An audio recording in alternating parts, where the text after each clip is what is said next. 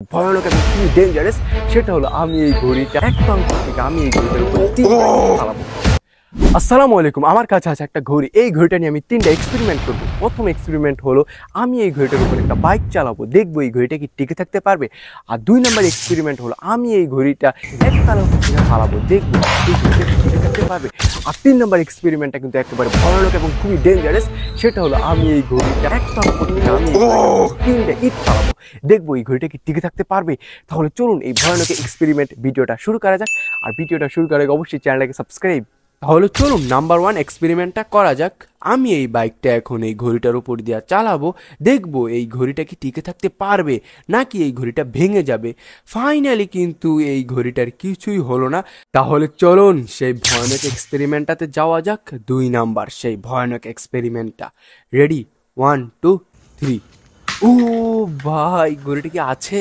Slo-mo করে দেখা যাক, দেখি এই ঘড়িটা কিভাবে পড়লো। ও ভাই, ঘড়িটা পুরো ভেঙে গেছে মনে হয়। 2 নাম্বার এক্সপেরিমেন্ট করার পর ঘড়িটার গ্লাসটা পুরো ভেঙে গেছে। তাহলে চলুন আমরা সেই 3 নাম্বার যে ভয়ানক এক্সপেরিমেন্টটা আছে সেটা করা যাক। এরকম 3টা ইট পড়তে যাচ্ছে এই ঘড়িটার উপরে। এই ঘড়িটা কি টিকে থাকতে পারবে?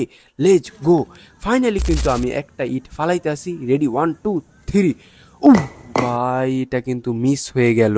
তাহলে চলুন আমাদের সেই 2 নাম্বার ইটটা ফালানো যাক, দেখি ঘড়িটার কি হয়। রেডি, 1 2 3। ও ভাই, ঘড়িটা মনে হয় পুরা শেষ। স্লোমো করে দেখার পর ভাই আমি পুরাই অবাক হয়ে গেছি, কারণ এই ইটটা যেভাবে পড়ছে এই ঘড়িটার উপরে। 2 নাম্বার ইটটা ফালানোর পর ঘড়িটার কি অবস্থা হলো একবার দেখেন। তাহলে চলুন 3 নাম্বার সে ভয়ানক ইটটা ফালানো যাক। 3 নাম্বার ইটটা যেভাবে পড়ছে ভাই, পুরো ঘড়িটা চূর্ণ বিচূর্ণ হয়ে গেছে। এটা পুরো একটা ভয়ানক ভাবে ইটটা পড়বে। 3 নাম্বার ইটটা কিন্তু ভাই আসলে ভয়ানক ভাবে পড়ছে। ঘড়িটার অবস্থাটা একবার দেখেন, মানে ঘড়িটা পুরো চূর্ণ বিচূর্ণ হয়ে গেছে। মানে প্রথম ইটটা তো মিস করলাম, দ্বিতীয় ইটটা কিন্তু পড়ছে, কিন্তু ভাই 3 নাম্বার ইটটা যেভাবে ঘড়িটার উপর পড়ছে, মানে ঘড়িটার অবস্থাটা একবার দেখেন।